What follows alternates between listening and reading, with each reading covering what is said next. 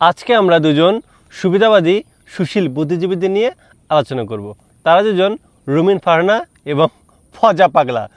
দুজনের নাম শুনে মনে হতে পারে যে আপাতত দৃষ্টিতে তারা বিএনপি হলেও মনে প্রাণে এরা আওয়ামী লীগকে ধারণ করে। কীভাবে জানেন? আসুন রুমিন ফারহানার কথা। রুমিন ফারহানা সর্বপ্রথম সংসদ সদস্য নির্বাচিত হয় বেগম খালেদা জিয়ার শাসনামলে, এবং তার পিতা অলি আহাদ যেহেতু বিএনপির মন্ত্রী ছিলেন, তারই সুবাদে তিনি এই সুযোগটা পান। কিন্তু বেগম খালেদা জিয়ার চয়েসটা ছিল একদম ভুল, কারণ তিনি মনে করেছিলেন যে বিএনপি পরিবার থেকে তো বিএনপি হয়, কিন্তু এরকম বিএনপির পরিবার থেকে যেটা কালসাপ আওয়ামী লীগ মনের প্রাণে যে ধারণ করে সে যে আসবে তিনি সেটা কখনো বুঝতে পারেননি। এই যে আমরা সংসদে দেখতাম না, যখন খালেদা জিয়া অসুস্থ অবস্থায় যে কোনো সময় যে কোনো কিছু হতে পারে, কারাবরণ করেছিলেন, তখন এই যে 4-5 জন এমপি গিয়েছিল না যে বিএনপি থেকে 2018 সালে বা তার আগে, তো আমরা সংসদে দেখতাম যে চাটাং চাটাং করে কথা বলতো। আমরা বলতাম যে একাই 100, যে এতগুলো আওয়ামী লীগের পান্ডাদের সাথে তিনি একাই লড়তেছেন। ওরে বাবা, এরকম বিএনপি কয়জন হয়? আমরা বলতাম না যে বাঘিনী কন্যা। এরা ছিল পুরোপুরি লোক দেখানো, তাদের ভেতরে ভেতরে সবার সাথে অনেক ভালো সংযোগ ছিল। এই যে আমরা দেখতাম না টকশোতে রুমিন ফারহানা ও শামীম ওসমান কত দ্বন্দ্ব, কিন্তু তাদের মধ্যে ভেতরে ভেতরে অনেক ভালো সম্পর্ক। কী কী যে মানে ভেতরে যার কী কী যে হয়েছে আমরা ওটা জানি না, লাগালাগি হয়েছে কিনা সরি, কিন্তু আমরা একটা ভিডিওতে দেখেছিলাম যে আওয়ামী লীগের কয়েকজন নেতা নেত্রী তাদের সাথে রুমিন ফারহানা কত সুন্দর নাটক করতেছে, গান করতেছে। ভাই এরা বাস্তবে এরকমই, বুঝছেন? সামনাসামনি দেখায় যে আওয়ামী লীগ বিএনপি কী তীব্র বিরোধ, কিন্তু তলাতলে সব হচ্ছে এক। তো সেরকম একটা জায়গা থেকে এই রুমিন ফারহানা। তো এই রুমিন ফারহানা যখন শেখ হাসিনার প্রধানমন্ত্রী ছিল তখন একবার গণভবনে গিয়েছিল, গিয়ে সে আওয়ামী লীগের যোগদান করার ইচ্ছা পোষণ করেছিল, কিন্তু শেখ হাসিনা তার এই কথা শুনেনি, কারণ তার বাবা হচ্ছে অলি আহাদ, সে বিএনপি মন্ত্রী ছিল, তাকে ফিরিয়ে দেয়।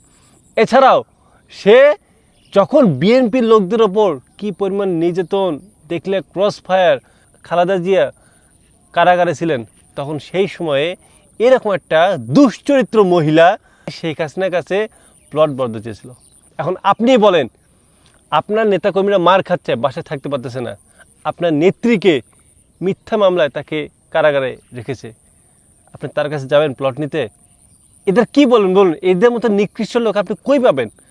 আজকে তারেক রহমান খুব খারাপ, আজকে বিএনপি খুব খারাপ। হ্যাঁ, আপনি স্বতন্ত্রভাবে নির্বাচিত হয়েছেন, অবশ্যই সমালোচনা করবেন, কিন্তু আপনি যেভাবে কথা বলেন মনে হচ্ছে যে আপনি খালেদা জিয়াকে চেনেন না, আপনি তারেক রহমানকে চেনেন না, অথচ এই খালেদা জিয়া এই তারেক রহমানের দয়ায় আপনি সংসদে যেতে পেরেছিলেন না। এখন তো আর কাউকে চিনবেন না, তাই না? এখন মাথার উপর শেখ হাসিনা হাত, এখন শেখ হাসিনারও কেউ নাই, এখন আপনারা হচ্ছে শেখ হাসিনা অবলম্বন। শেখ হাসিনার লোকেরা কথা বলতে পারতেছে না, এখন আপনাদের মাধ্যমেই কথা বলাচ্ছে। দারুণ দারুণ।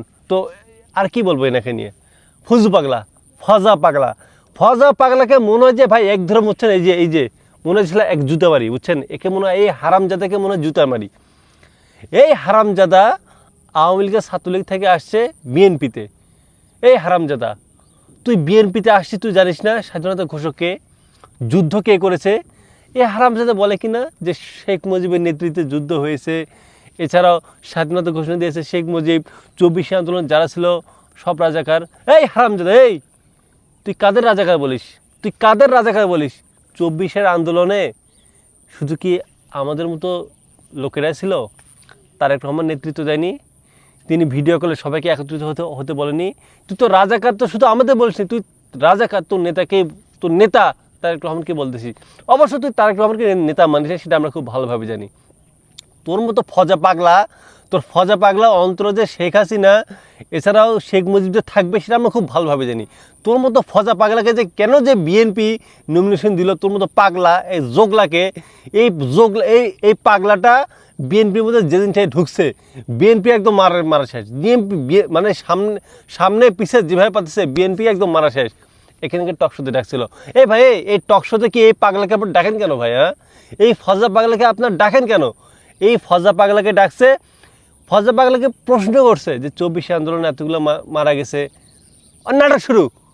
মানে 24শে আন্দোলনে এতগুলো মানুষ মারা গেছে, পঙ্গু হয়েছে, তাতে কোনো যায় আসে না।